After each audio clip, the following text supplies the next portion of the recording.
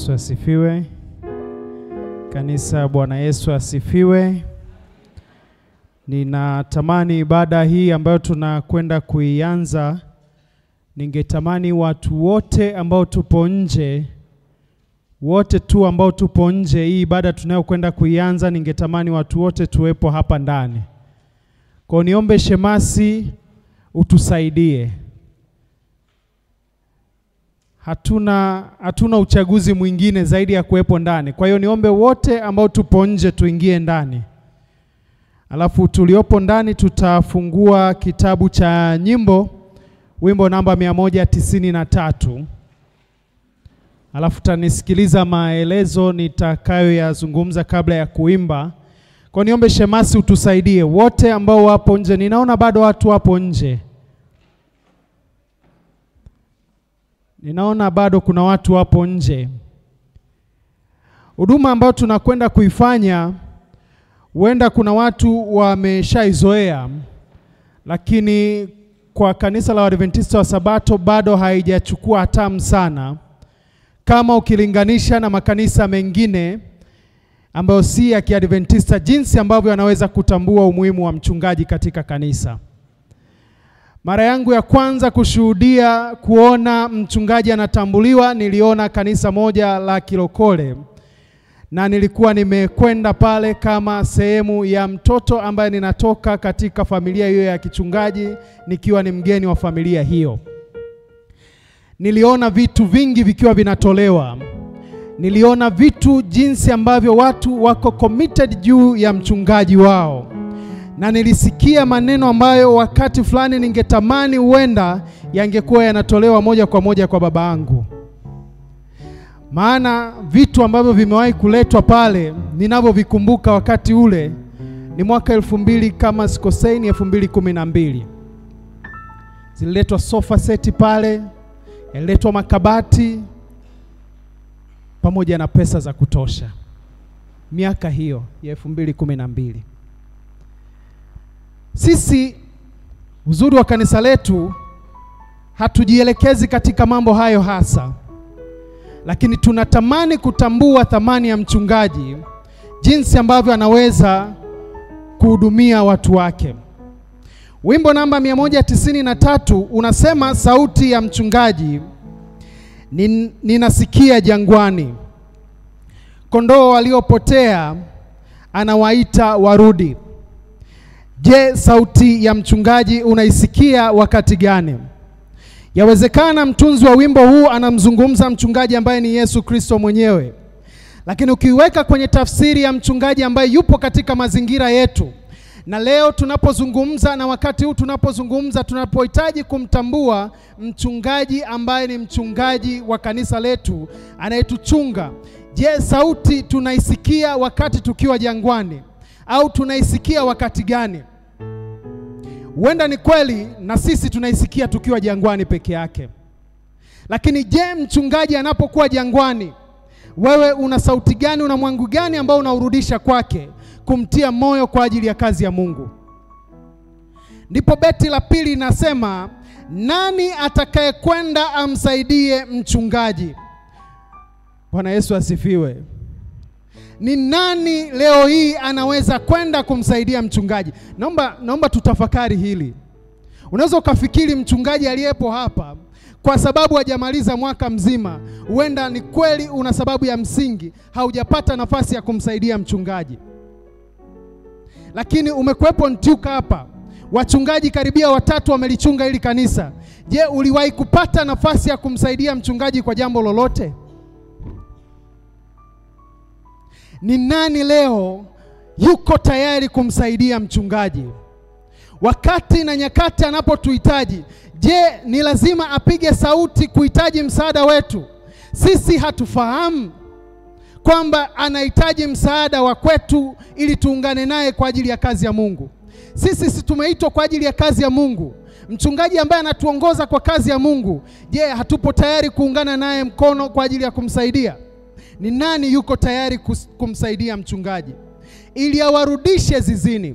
Wakati mwingine Huenda hata hujawahi kumsaidia mchungaji kuwarudisha zizini, lakini umesaidia kuweza kumuumiza mchungaji ili ashindwe kuwarudisha watu warudi zizini.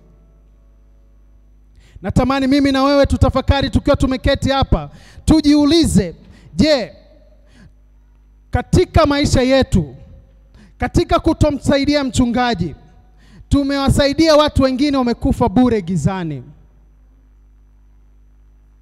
Jioni leo tafakari, tunapokwenda kwa huduma hii, ni nini unatakiwa kukifanya kwa ajili ya mchungaji? Beti la 3 linasema usikose kusikia sauti ya mchungaji. Bwana Yesu asifiwe. Iwe ni kwa maonyo, usikose kuisikia sauti ya mchungaji. Iwe ni kwa baraka, usikose kuisikia sauti ya mchungaji. Yawezekana ni kweli unaichagua sauti ya mchungaji, uisikie wakati gani? Unatamani tu mchungaji akwambie barikiwa, utakuwa na magari, utakuwa na hiki, ila akikwambia zaka na sadaka rudisha, unakwenda kinyume naye. Akikwambia hapa umepotoka, hautaki kusikia. Ninatamani uisikie sauti ya mchungaji.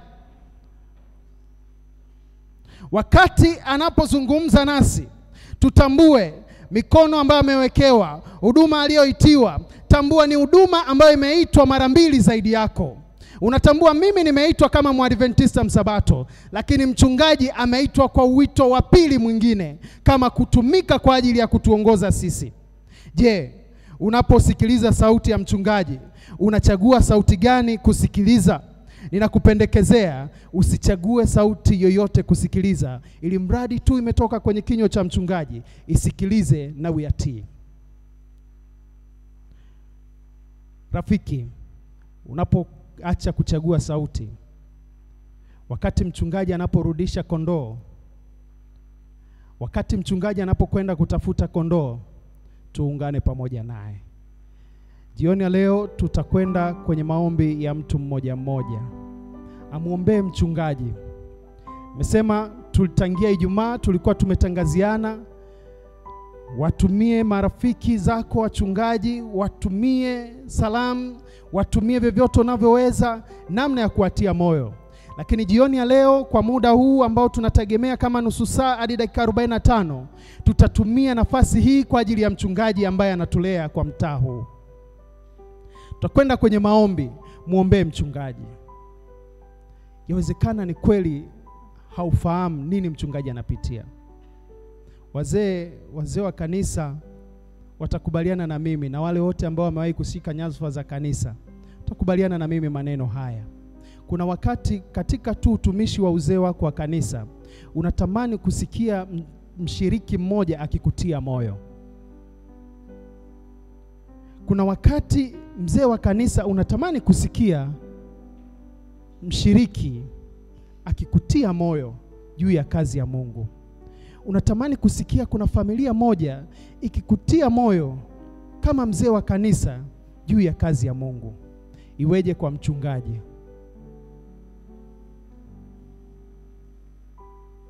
Hivi umewahi kujua wakati mchungaji anapopitia magumu, sehemu pekee ambayo anaweza kukimbilia huenda ni kwa mke wake? Lakini mzee wa kanisa unapopitia magumu, unaweza kumwambia mshiriki mwingine kwa sababu ni rafiki yako. Mchungaji anaweza asiseme chochote kwa sababu analinda kiapo chake cha uchungaji. Na huenda wakati fulani akikwambia hasijue kwamba unaweza kuitoa hiyo siri. Kwa huenda anaumia na maumivu yake. Naye ni mwanadamu kama sisi tulivyo wanadamu. Angetamani kusikia akiambiwa unafanya vizuri ili asonge mbele. Angetamani kusikia sauti ya familia fulani ikimtia moyo hata kwa sekunde chache tu, kumtembelea. Kwa namna ya pekee niombe wote tutakwenda kumwombea mchungaji wetu na familia yake. Baada ya kutoka kwenye maombi, tutaimba wimbo huu namba 193. Wakati nitakapokuwa naisi familia ya mchungaji itakuwa imeandaliwa hapa nafasi, watoto wake wote, mchungaji pamoja na mke wake watakuja kuketi hapa mbele. Niombe shemasi, tutakwenda kwenye maombi sasa. Shemasi tu utazingatia utaratibu huo. Baada ya kutoka kwenye maombi tukiwa tunaimba, utatuandalia viti hapo vizuri familia ya mchungaji ije iketi hapo. Karibuni, twendeni kwenye maombi. Omba wewe mwenyewe binafsi, muombee mchungaji. Zingatia, muombee mchungaji. Zingatia, muombee mchungaji. Twende kwenye maombi, muombee mchungaji.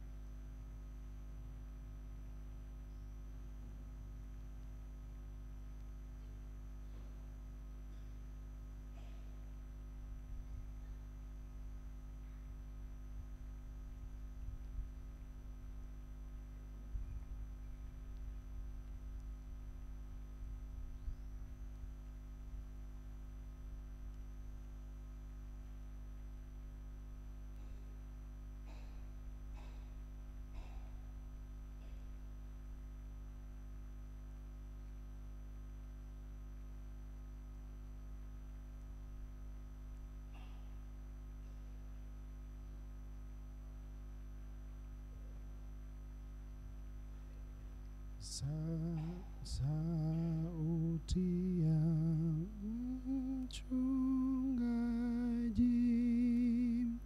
ninasikia jangwani, kondoo waliopotea,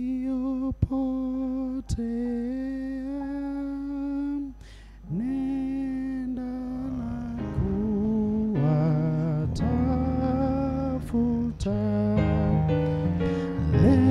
Leteni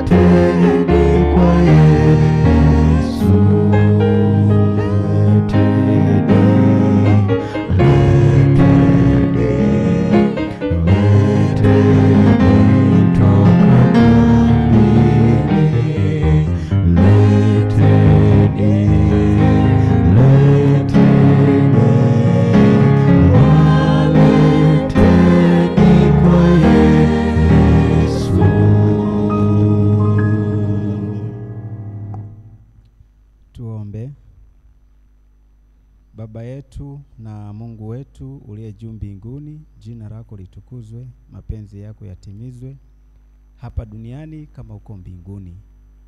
Wewe Mungu unayetupenda, tunaleta shukrani zetu za pekee sana tangu Januari hadi leo Oktoba. Ulinzi uliofanya katika kanisa la Antioka ni wa ajabu na wa pekee sana na wa kushangaza. Kila mtu akijitathmini hapa, Mungu wa mbinguni, jinsi ulivyompigania hadi kufikia hapa hawezi kueleza, ila tu anatamka neno moja: asante. Mungu wa mbinguni, tarehe ya leo uliitambua kabisa kwamba leo ni siku ya kumtambua mchungaji kila kanisa la Waadventista duniani. Nasi leo tumekuja hapa tukiwa na mchungaji wetu Pastor Emmanuel Ndaturu na familia yake. Familia hii umeichagua tangu hapo zamani kwamba siku moja itakuwa katika kanisa la Antioka, ikiwahudumia watu wa Antioka, ikiwathamini na kuwajali kwa namna moja ama nyingine, namna wewe unavyojua. Sasa Mungu wa mbinguni, tunaileta mikononi mwako. Tunaomba Mungu wa mbinguni, hii familia upate kuisimamia na kuiongoza vyema. Popote ambapo watakuwa wakipitia changamoto, Mungu wa mbinguni, wanapokulilia, ewe Mungu wa mbinguni, ukapate kusikia na kuwajibu. Pale watakapokuwa wamepata maradhi katika familia, Mungu wa mbinguni, watakapokuwa wamekuita, usikawie kuwaitikia. Mungu, wakati huu tunapoendelea na ibada hii, tunaamini kwamba utakuwa pamoja nasi. Mchungaji wetu tunamuombea upate kumlinda na kumtunza. Kuwachunga watu ambao wana akili zao sio jambo dogo. Ni jambo ambalo linahitaji moyo mkuu na wa ushujaa. Tunashuhudia kati ya Musa na Yoshua na wengine walivyokuwa na wakati mgumu wa kuongoza watu. Lakini Mungu wa mbinguni, tunaamini hiyo roho umeipandikiza kwa Pastor Emmanuel Ndaturu. Tunaona matokeo mazuri katika kanisa letu anapolisimamia na kuliongoza. Endelea kumtia moyo na kumtia nguvu. Roho hiyo hiyo isitoke katika maisha yake na familia yake, namna anapokuwa anaongoza watu wako na wanakuona wewe. Mungu wa mbinguni, tunaamini kwamba haya yote utayatenda kwa sababu wewe ni pendo katika maisha yetu na kwa familia ya Pastor Ndaturu. Ndivyo tunavyoomba kupitia jina la Yesu Kristo. Amina. Niombe sasa familia ya mchungaji isogee hapa mbele.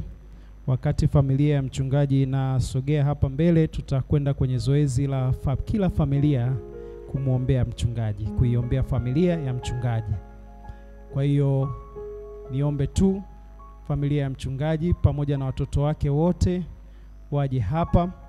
Lakini baba, mama pamoja na watoto wako, tafutaneni, kaeni kama familia. Tunakwenda kuomba kwa kuiombea familia hii ya mchungaji kama familia. Kwa hiyo niombe tu wana familia, tafutaneni mkae kama familia pia. Wakati familia ya mchungaji inakuja hapa mbele, wengine wote tunakaa kama familia. Kama pale mzee Msuku alivyoketi na mke wake, hivyo na wengine tukae hivyo, tukae kama familia. Tunakwenda kuiombea familia hii. Nashukuru mzee Madoshi anaitafuta familia yake, na mimi nitakwenda kukaa na familia yangu.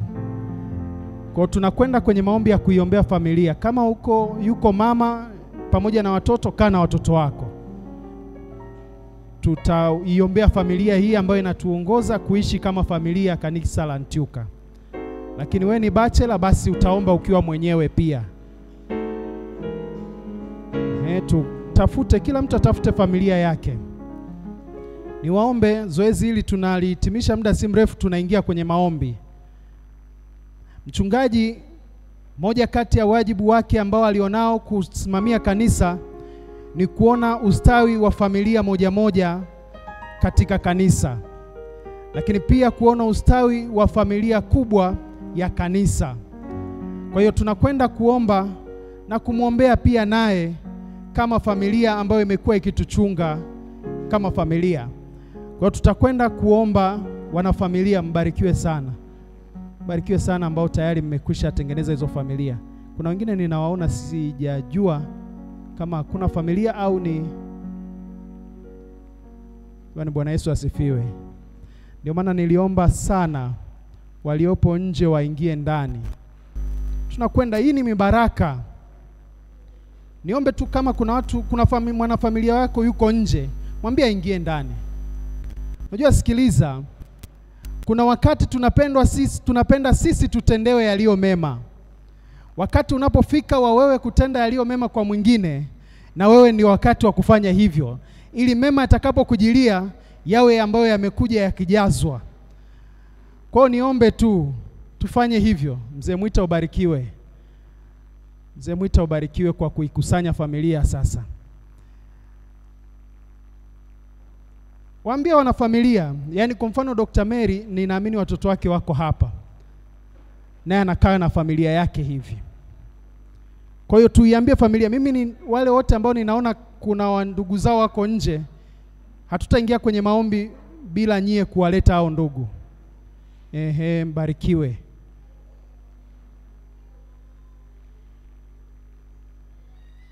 Barikiweni. Jambo ni moja tu, tunaiombea familia hii ya mchungaji tukiomba Mungu awabariki, lakini tukiomba Mungu awapatie mahitaji ya moyo wao, lakini tukiiombea familia hii kuwa na umoja kama ambavyo tunatamani familia zetu ziwe wamoja. Tuiombee familia hii yale ambayo tunatamani yatokee katika maisha yetu kama familia, yatokee pia kwa familia hii ya mchungaji. Kwa tunapokwenda kwenye maombi haya, vile ambavyo mtakuwa mmechaguana kama familia kuombea, tutakuwa na dakika 4 za kuombea. Tutakuwa na dakika 4 za kuomba kwa ajili ya familia hii ya mchungaji. Kumbuka familia, tunaiombea familia ya mchungaji, usiiombee familia yako. Tunakwenda kwenye maombi kwa dakika 4 tukiiombea familia ya mchungaji, si familia ya kwangu au ya kwako. Tunaiombea familia hii ya mchungaji. Karibuni, twendeni kwenye maombi ya magoti kwa dakika 4.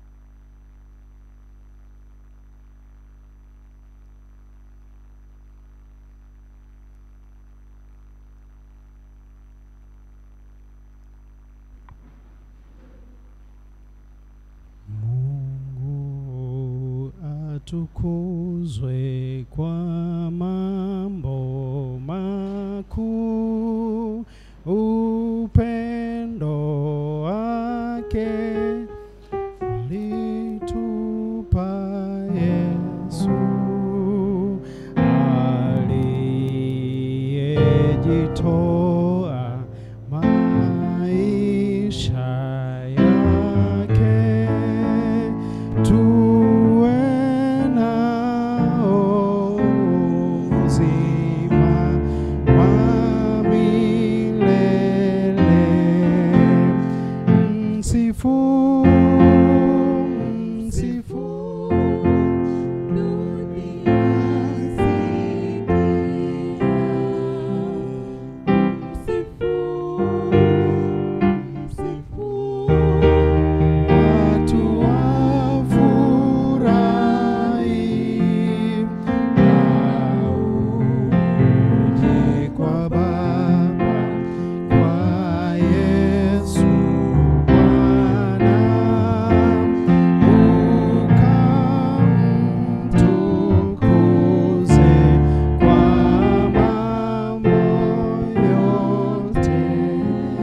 Yesu asifiwe.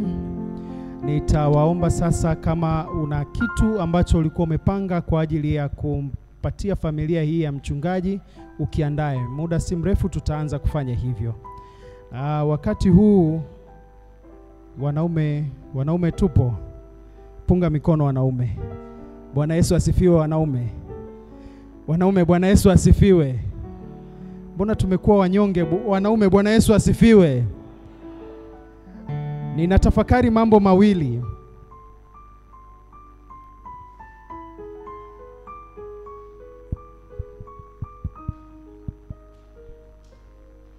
Ninatafakari mambo mawili kwa wanaume. Wewe ambaye sio mchungaji kama mimi. Jambo la kwanza, pale ambapo watoto wanaweza kukufuata na kukuuliza, baba, kwa nini sisi hatumiliki magari mazuri kama la mshiriki fulani? Kwa nini sisi hatuvai vizuri kama mshiriki fulani? Ninatafakari. Halo wanaume, halo. Unaona kama mwanaume ambaye ni mchungaji namna gani anapitia? Maana watoto alionao ni kama watoto tulionao sisi. Ndio maana tunaposema tunatamani familia ziombee familia ya mchungaji, tunamaanisha kweli kweli. Mchungaji ni mwanadamu kama tulivyo sisi. Ana mahitaji kama sisi tulivyo. Unafikiriaje kama wewe mwanaume, vile ambavyo unashauku kuiona familia yako ukiweza kuimiliki katika hali ya kifedha, katika hali zote za kiuchumi, ukiwa uko vizuri, inakuwaje kwa mchungaji pia? Natamani mimi na wewe ambao ni baba wa familia tutafakari hili. Wakati tunapotafakari hili, tunapaswa kumkumbuka mchungaji wa kwetu pia katika mtaa huu. Nyakati ambazo nasi tunatamani maisha yaliyo mazuri, kuihudumia familia yetu pasipo misukosuko yoyote, basi na mchungaji pia awe na taswira hiyo. Bwana Yesu asifiwe. Inaweza usinielewe sasa hivi vizuri, lakini piga picha tu wakati fulani ulipopitia jambo gumu ambalo familia linakuangalia wewe. Familia ya mchungaji pia imewahi kupitia hivyo. Maana ni mwanadamu kama wewe. Hana kinga ya kutopitia magumu. Hana kinga ya kutopitia uchumi, msukosuko wa uchumi, kama mimi na wewe tunavyopitia. Nyakati zinapokuja kama hizo, naye anapitia uchungu kama tulivyo sisi. Ninatamani nyakati hizo ambazo unazozikumbuka wakati huu kama mwanaume, kama baba wa familia, vile ulivyopitia na kumuita Mungu, msaidie pia mchungaji kumsaidia kumuita Mungu wake. Msaidie mchungaji kumuombea. Awe baba bora, awe baba mwenye uchumi mzuri. Wakati huu ni muite Mzee Mwita, atatuongoza kwa ombi hili. Mzee Mwita ni muite aje atuongoze kwa ombi hili, akimwombea mchungaji kama baba wa familia. Akimwombea kama baba wa familia, vile ambavyo tungetamani sisi wakina baba kuwa, ndivyo ambavyo awe. Na baada ya Mzee Mwita kuomba kama baba wa familia, nitamuomba pia Dr. Mary Kulijira naye asogee hapa mbele. Muombee mama mchungaji.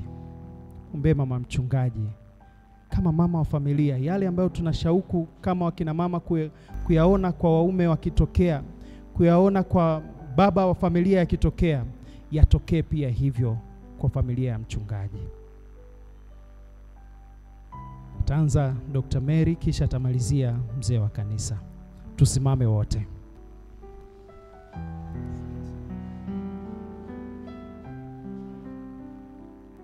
Tuombe. Baba mwema na rafiki yetu Yesu Kristo, kila wakati wewe ni mwema tu. Hata masaa ya jioni tunalisifu na kulitukuza jina lako kwa ajili ya siku hii maalum ya kutambua huduma za wachungaji ulimwenguni kote. Jina lako litukuzwe. Umewaita watumishi wako hawa kwa kazi maalum kabisa. Tazama jinsi ambavyo wanajitabisha kwa ajili yetu. Baba wa mbinguni, tunakusii katika huduma zao uendelee kuwapigania na wao kawe kiongozi. Lakini nyuma yao Baba wa mbinguni, katika huduma hiyo wako wamama wachungaji ambao nao Baba wanachunga pamoja na waume zao. Na hata katika kanisa la Antioka yuko Mama Ndatulu, rafiki Eli huyu, tunamweka mikononi mwako Bwana. Anayo majukumu mbalimbali anayokabiliana nayo katika familia yake. Baba wa mbinguni, tunakuita wewe kae kiongozi. Kama mama anapitia changamoto mbalimbali za malezi ya watoto, ni nani awezaye kuimarisha malezi ya watoto wake kama sio wewe, Mungu wa mbinguni? Tunakuita sasa ukajidhihirishe kwake. Vyovyote vile anavyokuwa akipitia katika kuhakikisha familia yake inakaa katika ubora ambao unatakiwa, Baba wa mbinguni ukamsaidie. Ni mmishonari huyu, anatakiwa kuhakikisha ya kwamba familia yake wanakuwa ni warithi wa ufalme wa mbinguni. Bila wewe kumwezesha, kazi hiyo ni ngumu sana. Ila kwa uweza wako Baba wa mbinguni, tunaamini ya kwamba utampigania mama huyu anapoendelea kutekeleza jukumu hilo lililo jema, na hatimaye familia yake itastawi kwa sababu ni mwanamke bora ambaye umemweka pembeni ya mchungaji Emmanuel Ndatulu. Asante Baba wa mbinguni, tunaamini ya kwamba utaipigania familia hii. Mwenzangu anapoendelea kuomba, endelea kuwa pamoja naye. Ninaomba yote nikiamini ni katika jina la mwanao Yesu Kristo. Amen. Baba yetu mtakatifu, Mungu ambaye umeziumba mbingu na nchi, tunatambua kwamba wewe ndiye tuzaa. Wewe ndio kiongozi wetu. Unatamani kutuona tukifanikiwa katika maisha kama baba yetu, na sisi tukiwa watoto wako. Tunakushukuru sana kwa sababu ulituumba na katuweka katika dunia hii. Na ukatuumba mwanamume na mwanamke. Ulituumba kwa uwezo wako. Na ukasema kwamba mwanaume apate kuwa kiongozi katika familia. Naye Baba ukampa mamlaka na nguvu kwa uweza wako. Naye anaitwa baba katika familia ambayo wewe ambao umempatia. Mchungaji wetu ni baba wa familia. Naye anatamani kuiona familia yake ikienda mbali, ikifanikiwa. Kama jinsi wewe Mungu wetu uliyetuumba unatamani tuweze kufanikiwa katika maisha haya na kuwa na vitu bora na maisha bora, ndivyo yeye akiwa ni baba tu wa kimwili katika dunia hii anatamani kuiona familia yake. Ana njozi mbalimbali za kuweza kuiona familia yake ifanikiwa, kwanza kiroho, kwamba familia yake ikapate kurithi ufalme siku utakapokuja. Lakini kadri tunaposubiria huo ufalme, anatamani maisha yake hapa duniani ambayo umempatia yakapate kufanikiwa. Maisha yapate kuwa na furaha, akapate ada za watoto, akajenge nyumba, akanunue gari, akanunue nguo, akanunue vyote ambavyo vinahitajika, akapate kuwa na fedha ya ziada kwa ajili ya kuweza kuhudumia familia yake. Bwana, wewe jukumu hili umeliweka katika mabega yake. Na kusii Mungu tangu sasa ukapate kumbariki. Mwezesha kufanikia katika ndoto zake na katika matamanio yake ambayo yako sawasawa na neno lako. Na Bwana, watu kapomtazama hivi tukaseme kweli huyu ndio mtumishi wa Bwana Mungu aliyeziumba mbingu na nchi. Asante Bwana kwa kuwa utambariki. Asante Baba kwa kuwa utamwendelea kumpatia njozi mbalimbali, na hatimaye Bwana familia yake kafanikiwe, ikapate mibaraka mbalimbali ya kiafya, watoto wakasome, wapate kuwa na furaha na kufurahiana na mke wake, na Bwana kwa kweli akapate kuwa mfano familia ya kwanza katika kanisa letu hili, ili kwamba Bwana tukapate kumtazama na kuweza kusema Mungu tukuzwe kwa ajili ya familia hii. Asante Yehova kwa sababu wewe umesikia ombi letu hili, umesikia maombi yetu yote tuliyoleta mbele zako, na utayajibu sasa na mapenzi yako. Katika jina la Yesu tumeomba, amen.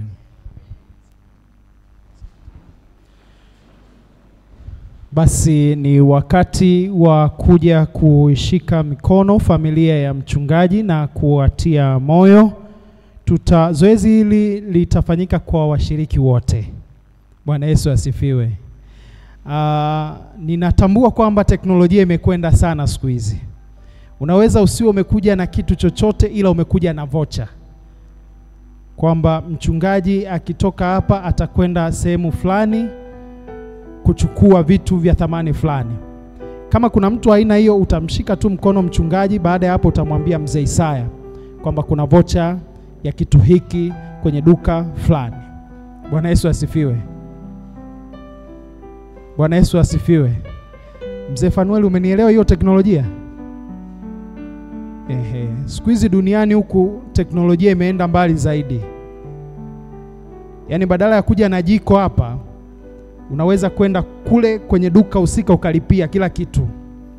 Alafu unakuja unakabidhi tu hapa, mchungaji kesho anaenda kufuata, akikabidhi ile vocha na kupewa kile ambacho kinahusika. Kwa hiyo vitu vya aina hiyo kama umekuja navyo, hatutakupa maiki useme, lakini utaenda tu pale kwa mzee Isaya, baadaye tutamkabidhi mchungaji, vitu vyote viwe vimeratibiwa vizuri. Kwa hiyo wakati huu kanisa zima, mtu mmoja baada ya mwingine, tutanyanyuka na kuja kuwashika mkono familia ya mchungaji. Bwana Yesu asifiwe. Bwana Yesu asifiwe kanisa. Basi dada na msifu simuone angetuanzishia wimbo hapa. Waimbaji, hebu tuanzishie wimbo fulani. Tuanzishie wimbo fulani hapa wakati tunaanza zoezi hili. Tuanzishie wimbo wakati tunaanza zoezi hili.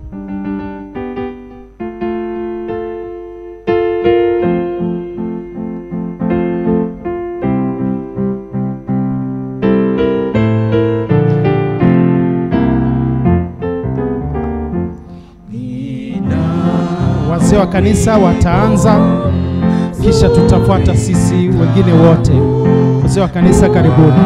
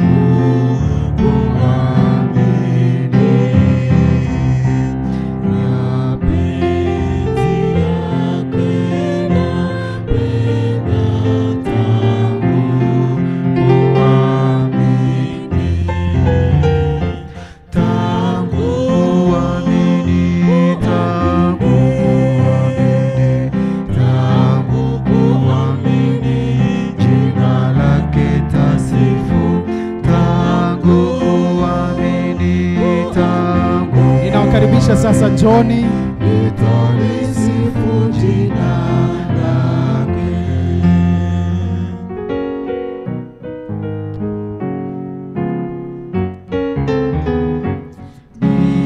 Ninao ushuhuda sawa tangu kuamini.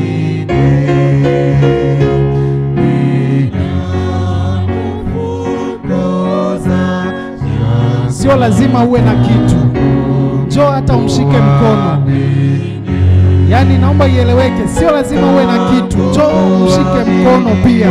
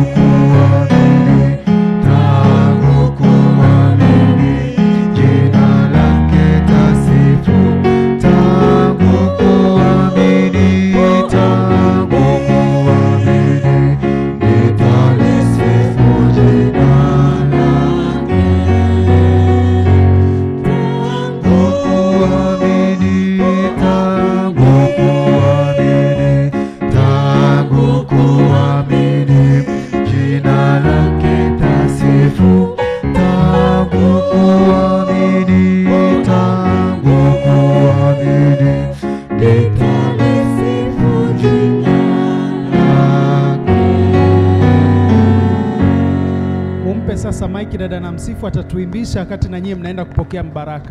Maana nimegundua mmeshika maiki, mnaweza mbaraka ukawapita. Dada na msifu wewe shika maiki, maana mbaraka umeshaupata. Shika maiki tu tuimbishe wimbo wowote, ikiwa ni pambio tuimbishe. Kumbuka sio lazima uwe na kitu. Njoo mshike mkono, mtakie maisha mema, mtakie kazi njema, mtakie mafanikio yote katika kazi ya Mungu. Haya, wanakwaya sasa na sisi tusimame. Njoni tumshike mkono. Boni wala usiofu. Boni nawe njoo mshike mkono wala usiofu.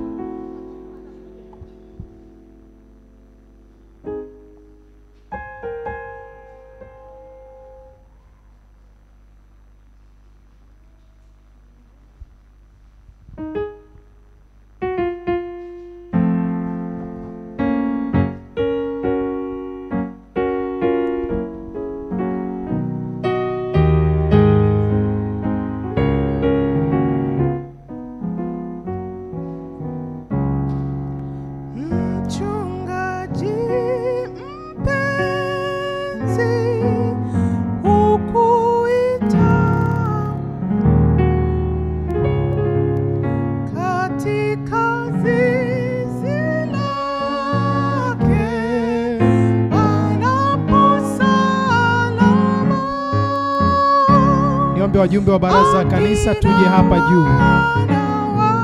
Wajumbe wote wa baraza la kanisa tuje hapa juu.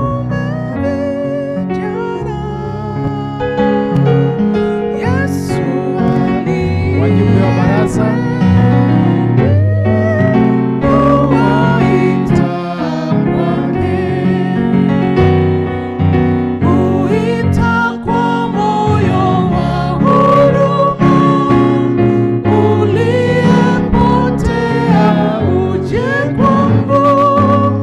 Hivi kukumbuka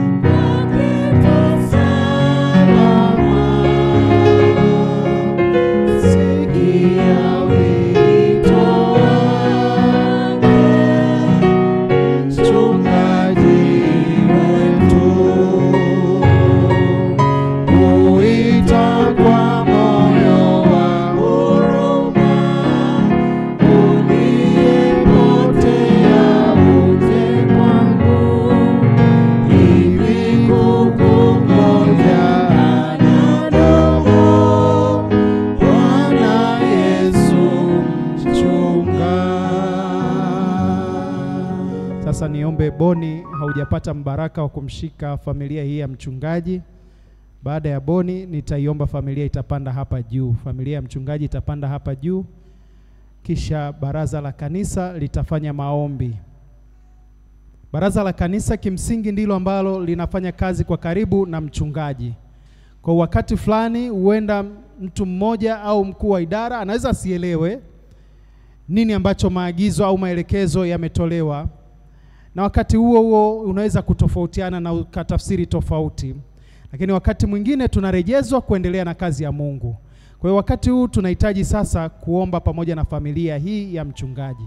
Kwa niombe familia ya mchungaji mtapanda hapa juu ili tuombe kama baraza la kanisa. Wakati washiriki wote tutapiga magoti tukiongozwa na mzee Madoshi kuomba. Familia ya mchungaji itakuja hapa katikati. Niombe sisi wote tutakuwa tumezunguka duara vizuri, tumeshikana mikono kama wajumbe wa baraza. Familia njoni hapa katikati. Wengine wote tutapiga magoti, wote tushikane mikono. Baraza la kanisa huku juu tushikane mikono wote. Wengine wote tutapiga magoti.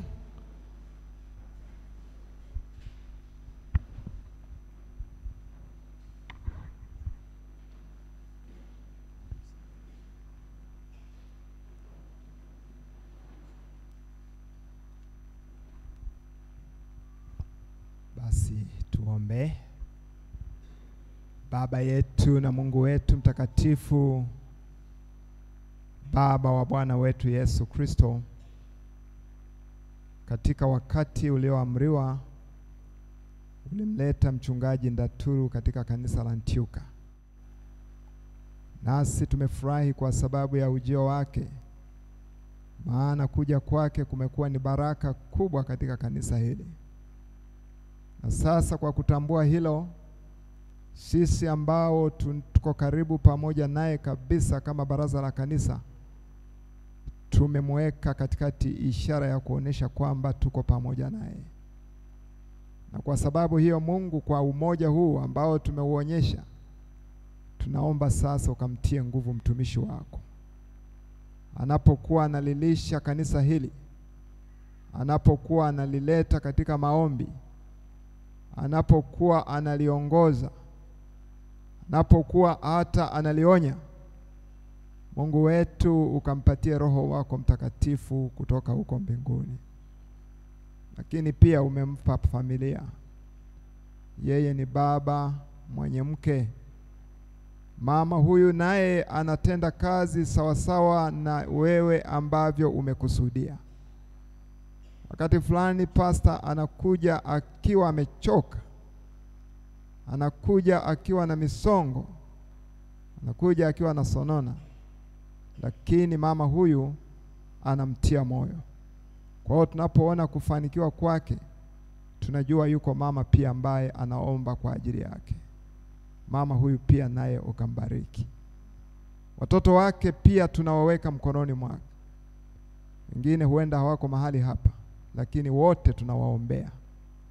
Anapokuwa anafanya kazi kama baba pia, Mungu wetu umsaidie. Watoto wake wakapate usikivu, watoto wake wakapate heshima, ili kusudi jina lako likapate kujulikana kwa watu, na watu wanapoitazama familia ya mchungaji, basi jina lako likatukuzwe. Endelea kumtia nguvu katika mahitaji yote, usimpungukie, na ifanye huduma yake mahali hapa kuwa ya kufurahisha. Mfanye na yeye pia kufurahi kuiongoza kanisa la Antioka. Asante Mungu wetu kwa kuwa utatenda. Tumeomba katika jina la Yesu Bwana Mwokozi wetu. Amina. Amina.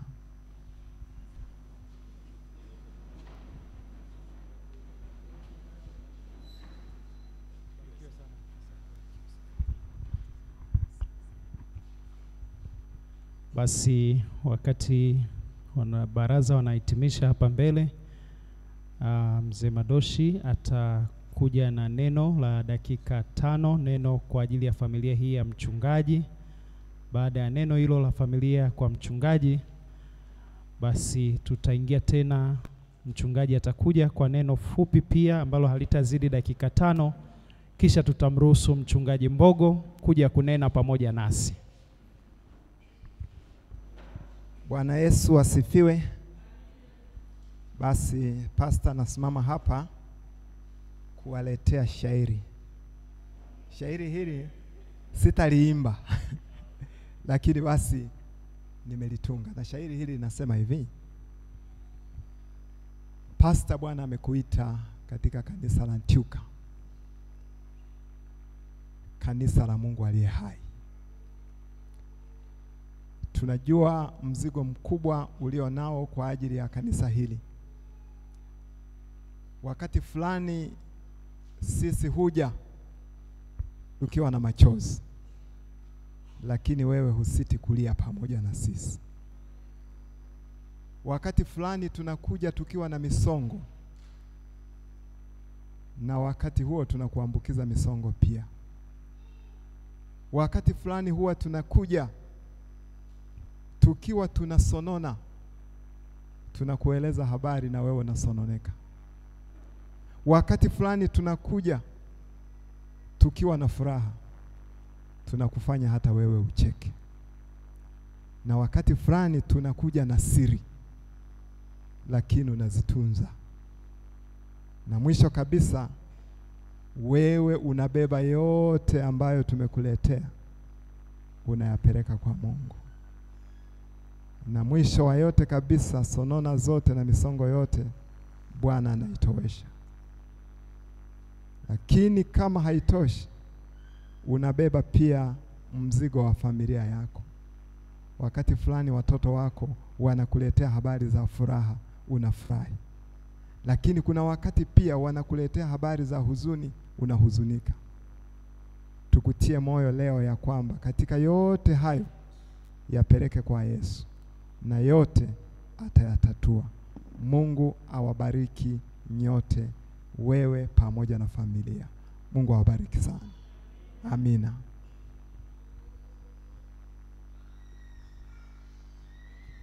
Bwana Yesu asifiwe. Mzee kiongozi amekwisha maliza kuyasema, na nimkaribishe mchungaji aseme na waumini wake angalau tu kwa dakika zisizozidi 5 wakati tunapomkaribisha mchungaji Mbogo.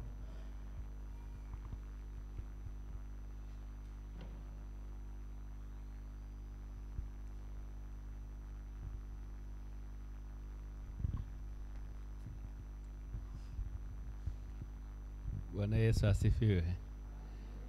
Haleluya kanisa. Bwana Yesu asifiwe. Yani hata cha kuzungumza nakosa, ila tu nipende kumshukuru Mungu kwa wema wake na baraka zake kwenu. Jina lake litukuzwe sana. Siku ya leo nimenyenyekezwa sana, na namtukuza Mungu kwa wito wake mkuu alionipatia mimi wa kuja kuwatumikia watu wake. Kweli ameniheshimisha. Kama mzee wa kanisa alivyosema, sisi wachungaji hatuna chanjo ya magumu kutupata, na wakati mwingine mishale inakuwa mingi. Lakini leo tumetiwa moyo mimi na familia yangu kwa upendo mliotuonyesha. Bwana awabariki sana kwa wema mliotoa vitu na mioyo yenu na maombi yenu, na hakika yametutia nguvu kwa safari nyingine tena. Kwa Bwana adumu kuwabariki, na wale mliotoa vitu Bwana wazidishie. Wako ambao walikusudia kutoa lakini kwa sababu mbalimbali hawakuweza, Bwana watendee wema na kuzidi, maana nafsi zenu Mungu anazisoma. Ila maombi mliotuombea ndio yana nguvu na maana kubwa kwenye maisha yetu, maana yatatuweza kutusafirisha salama tena. Maombi ya watu wote haya Mungu akiyasikia ni mwendo mzuri. Niwatie moyo kwa jambo moja la mwisho. Kwa baraka hizi ambazo mimi na familia yangu mmetutendea, hebu upate muda kidogo tena kwa ajili ya mchungaji mwingine aliyewahi kukutendea huduma njema kwenye maisha yako. Yumkini ulikuwa na jambo gumu kamwendea kakuombea. Yumkini aliweka mtoto wako wakfu, au wewe mwenyewe uliwekwa wakfu ukiwa mtoto, lakini ndiye aliyekufanya uwe mshiriki wa kanisa hili kwa ubatizo, lakini ndiye aliyekufungia ndoa yako. Maneno yako machache eze ya message au kwa simu yataongeza tumaini kwa mchungaji huyo, na yataithamini huduma yake, kwamba kuna mtu mahali fulani niliwahi kumhudumia zamani na huenda alisahau, lakini kwa simu yako au message yako itamkumbusha na kujiona yeye wa thamani. Tunabarikiwa sana tunapokutana na maneno mazuri kutoka kwenu yanayotutia nguvu na shime katika kutumika katika shamba la Bwana. Bwana Yesu asifiwe. Naamini hata familia yangu wamebarikiwa na wameona jinsi Mungu alivyowapekea, anavyoweza kuiheshimisha kazi yake kwa watu wake. Mlivyonitendea mimi, Mungu awazidishie tena maradufu, ndilo ombi langu kwa jina la Yesu. Amina.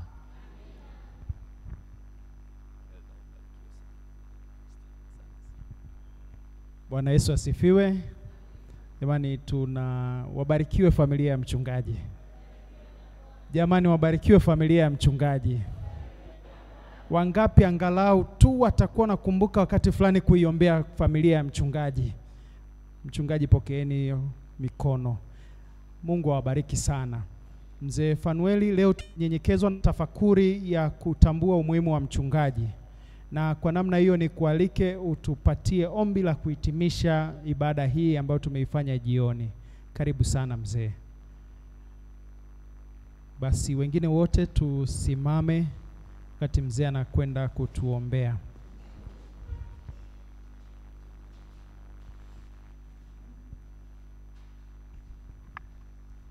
Basi tuombe. Baba yetu na Mungu wetu mtakatifu, Mungu mwenye nguvu na uweza,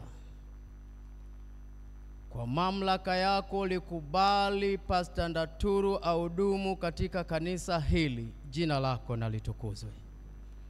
Watu, familia zimeomba kwa ajili yake, baraza limeomba kwa ajili yake, hata yeye mwenyewe na familia yake wanaendelea kuomba kwa ajili ya kazi zao. Sasa Mungu, kwa sababu ulikubali atumike, na kwa kuwa upendi mtu wako adhalilishwe au kujidhalilisha, hivyo Mungu, mibaraka yote wezayo kumfanya Pastor Ndaturu aonekane ni mchungaji wako, tena mtoto wa kifalme, mibaraka hiyo ikaambatane pamoja naye. Ukamkinge kwa namna yoyote ile, ukamlinde yeye na familia yake, ukamfanyie yale yaliyo mema. Kama kuna zawadi kubwa ambayo ninatamani umpatie, akawepo na familia yake katika malango yako na katika uzima wako wa milele. Ndivyo ninavyokuomba na kukusihi, ni katika jina la Yesu. Amina. Mashemasi, niombe shemasi wa kiume wawili watasaidia tu hivi vitu vikae pale kwenye ofisi ya mchungaji. Mashemasi wa kiume, njoni tu tusaidie hapa hivi vitu. Matayo ni shemasi bila shaka. Shemasi mwingine wa kiume, njoo.